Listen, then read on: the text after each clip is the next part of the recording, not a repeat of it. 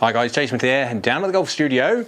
Welcome to JPX923 Hot Metal Pro time. Now, so I've done the hot metal, that's on the channel already, did that one before this, and I've got the high launch one to go after this one. One more in the range this year, 4 normally, 5 this year with the high launch, which is an interesting one in itself. So, Hot Metal Pro. Imagine if you're a hot metal person from a point of view that you need all the help you can get. However, you find the normal Hot Metal Pro, shall we say, a little bit ugly. Now, don't like the blade length, don't like the top line, don't like the sole thickness, don't like this and don't like that, offset being one of them, then looking for more of a player's looking golf club, more aesthetically pleasing, generally isn't conducive to having something as forgiving. In come the Hot Metal Pro. That's the whole idea of it. It packs all of the same joy that you're going to get from a hot metal, but in something with a little bit more sleeker looks. So down by the golf ball, you cannot see as much offset at all, if any, when it comes to that. You'd look, by looking at that, you'd look at that, it's very similar to a player's iron. Top line looks thinner, but it has got that little bit of chrome at the back, which is shiny. Detracts away from the satin top, so it makes the top line look thinner. Yeah, illusions and all that lot. 28.5 degrees, yeah, lofted is strong, definitely know. And by doing that, it does go a long way. Now, it's got now nickel in it rather than just the standard chromalloy, whatever you want to call it. But putting nickel in it, they're saying, makes the face 35%, or make the chassis 35% stronger, so they can make the face 8% thinner, which then makes the ball just fly off it faster. Which is great. The problem is, I mean, obviously, you can make something go off the face by cranking the living daylights out of the loft. But doing so makes peak height an issue. It just goes in lower, goes in like a ballistic missile, and is not very functional at all. Remember, this is a 7-iron. It is a 7-iron. So, yeah, we don't want it going too far, they say. Now, that's going a long way. 7-iron, just hit the edge of the green. It's a long way to hit a 7-iron. 184 yards. I'm not swinging full speed because if not, this thing is going absolutely miles. How high is that going in there? Wait, as soon as the screen comes along. 37 yards in the air and 49 degrees descent angle at 185 yards carry. I mean, yeah. I mean, if I could get that with my 5-iron, I would. I mean, you could understand why people would blend, like properly blend from like to these things, because they've got punch. They feel decent. I mean, that's the thing about all that the engineers have said when they made these things. They're happy with how far they're going. It gave them time to then just think about the acoustics of it. And so you've got ribs and all there. You've had a little while. They've changed those to make them sound different and all that lot. And the result is it does really sound like a positively nice sounding. It's not even like it's not like a thud. It's like a dead punch. It's so difficult just to work out what I'm saying when it comes to describing a noise. I mean, that's a little fadey. That might hit bunker, but I mean the height you're getting on that. Oh, bounced the wrong way. Oh, it's in there now. My own fault, face open. 181 yards carry, face open by 2. Yeah, there you go, there's your fade. But, I mean, that 37 yards in the air and 50 degrees descent angle, that is mental. From something travelling at over 180 yards carry. And it sounds, I don't know if the microphone's picking it up, but it sounds lovely. So if you want a uber forgiving, high launching, punching out there, but a better looking version of it, Hot Metal Pro. Right, so that's the 7-iron done. Let's go get this tee, wind it back a little bit, and let's go get the old 4-iron out. Okay, now back with the JPX923 Hot Metal Pro 4-iron. I can count on that many digits, that hand. How many 4-irons I've sold this year? Purely because 4-irons at 19 degrees, generally speaking, aren't most functional when it comes to people that haven't got a boatload of speed. So guys, when you're getting custom fit, unless you've got a distinct requirement for a 4-iron, and what I mean by that is you play at a seaside course, or the course that you play is like ridiculously affected by wind and you need something to punch it out there, and all, I kind of get that idea, yeah, 4-iron maybe, but for the vast majority of golfers, do not swing it fast enough to make a 4-iron functional. Remember guys, I want to see a 4-iron or a golf club go into a green, if I'm going to be hitting something into a green, with the idea that it's got to have at least a chance of stopping. And if it doesn't go in steep enough, it doesn't go in with enough height, it is not going to stop, which means for me, it is not functional. So 4-iron for me, I'm a hybrid kind of guy. Right, 220 yards, Hot Metal Pro 4-iron. As opposed to the Hot Metal 4-iron, this thing's got less offset, blade length is still smaller, less top line thickness, although you can see a bit more of the top line thickness now. I can see meat out the back, which I would expect to see at 19 degrees.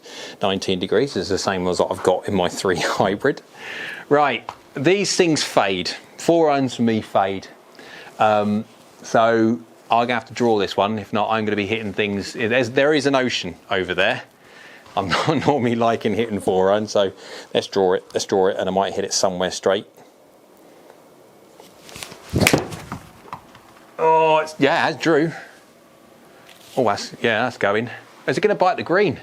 220 yards, yeah, that's biting the green. 220 yards is one heck of a long par 3, really. I mean, you see it on the PGA Tour, yeah, 220 yards.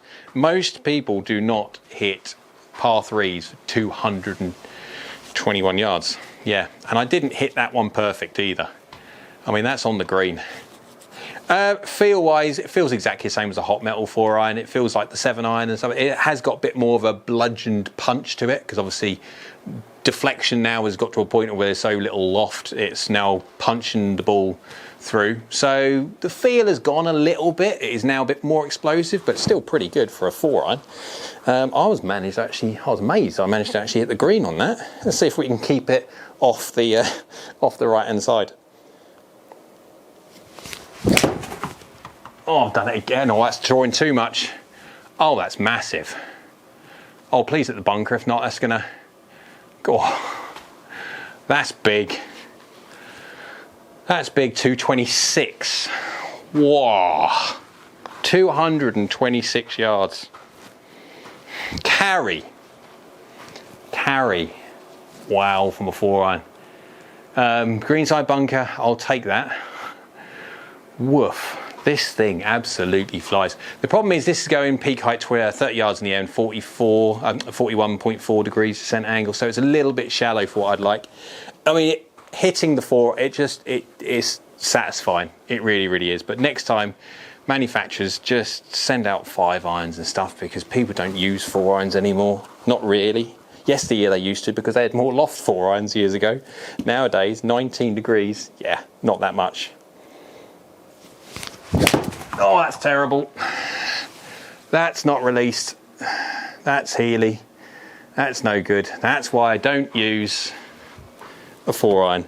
You do that with a hybrid, roll and bulge, hybrid face, you get away with it. That thing, you don't. You just have a low Healy strike and it just drops in distance. I mean, it's 205 yards carrying. It's a green side bunker on the right hand side, really. It's not that bad. You take it from an absolutely crazily rubbish strike. Last one, and then we're going to go hit this a load more times. It feels nice. I mean, it does. I mean, it's a 4-iron, isn't it? I've done it again. That's better strike that time, but classic leave a face open. What I normally do on a 4-iron, greenside bunker. There we go, 1 degree open. There's your fade. But I mean, would I choose it? No, of course I wouldn't do. I'm looking for this distance. I'm going to go grab my hybrid straight away. It's going to be more forgiving. But if you need a long iron, it's actually, I mean, again, it feels quite nice. It's quite forgiving considering how little loft it's got. Literally straight bladed flat 4-iron golf club. Right, let's go hit all of these quite a few times, because maybe not the 4, but you're looking at it from a set point of view. The Hot Metal Pro could be for those people that really want to see a better looking player's iron, but necessarily don't either have the speed, so want to be a punch a bit further in their distance, but also want it looking a little bit nicer at the same time. So let's go hit this a few times, or more than a few, to get an idea exactly how the 7 and 4 performs. So guys, welcome to the numbers side of the video when it comes to the JPX923 Hot Metal Pro. After hitting loads of shots, now I have hit a load of shots, not just for this one, but the Hot Metal High Launch, I am suitably cream crackered. So let's go through this bit by bit. When it comes to the face mapping side of things, when I've got enough data, I will try and get a full face map idea that I did with the old JPX921. To do that properly, I do need a lot of shots in the database, and to do it properly as well, you don't just need me hitting it, I need to see my clients hit it as well. And great thing, because we've got HMT, got quad, head measuring data, that I can capture every single person's data and then use that within the database for face mapping. So yeah, I'll be looking forward to trying and doing that one in the very near future once these start getting out, when they start getting used, start getting hit by multiple different people. So we'll do the 7 iron and the 4 iron, and we'll have a look at a few different mishits and see what you think of that. So if we go by ball data first for the 7 iron, we look at 124.7, launching at 119.5, baby tiny little, that's not even a fade. Spinning up at 5,000, basically it's 4,954. I am not going to quibble over 46 RPM 5,000. Descending at 48.6, so very steep, nice and steep. I like to see something going in to a green at 45 degrees or more. It's guaranteed to stop on any green as long as it's past 45 degrees. Offline 0.4, peak height 38. However, you can see on a few of them, I'm messing around. I'm hitting a lot of shots. You can see it scrolls through there, and I've got lots and lots and lots to hit. And there's a few there that are lower because I'm trying to hit different things. I mean, 31 next to a 42, you can just see I'm distinctly trying different shots. But 42, 41, 41, 40, 40, there's a lot of 40s there. And that means this thing has the potential to go up. All of them do. If you add speed to these are going to go mental. That's why I'm loving the high launch one that's coming after this, is because potentially that is groundbreaking when it comes to custom fitting for slower swing speed players. But yeah, going at 184 yards on average is plenty. I mean, that's 20 yards past what my 7 iron does.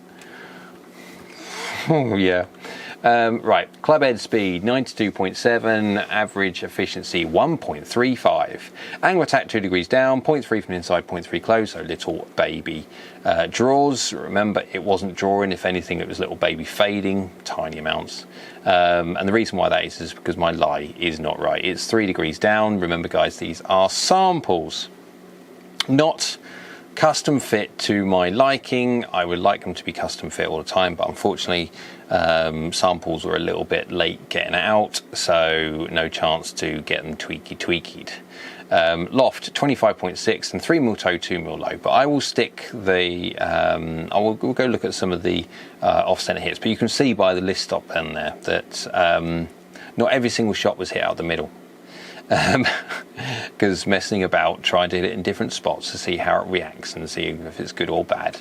So yeah, let's go do, we'll do all the data for all of them. We'll then go back to all the mishits. So the 4 iron, yep, it's the 4 iron. Ball speed 137.1. I can remember back in the day when 137 for me was decent with a 3-wood. Yeah. Anyway, back in the day. 13.6 launch, 0.3 to the left, 32.36, 3,236 RPM of spin. Cutting slightly, I'm not surprised. 40.3 degrees descent angle, and I'm not surprised that with the fact that these are 19-degree 4 irons. 4 yards offline and 31 yards peak height. Now, as you can see by some of the shots on there by the table of data, yes, I'm hitting different shots. I'm trying to play different shots. I can get it up there at 36, 37 degrees, yards, sorry, if I try, which means obviously then that conversely means that I can get it in at 45 degrees, which is the number that I'm looking at to go into a green to stop it. Remember, you've got to have control when it comes to balls going into greens. But that's not the pattern. Unfortunately, 40.3 degrees for me. It would stop on soft greens, but yeah, again, 4 irons for me is I have to hit them high.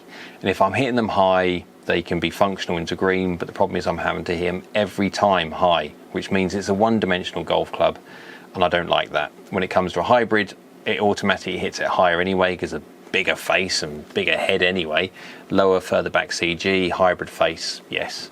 And also I can hit it higher if I want and hit it lower, and I've got a three-dimensional golf club again. But for people that hit more dynamic loft, I mean, I'm not the largest dynamic loft deliverer in the world, so someone who hits my speed and delivers dynamic loft more than me will definitely find this functional. I mean, yeah, going 221 average carry is mental for me from a 4 iron. I'm looking at a 4 iron going 210, 205.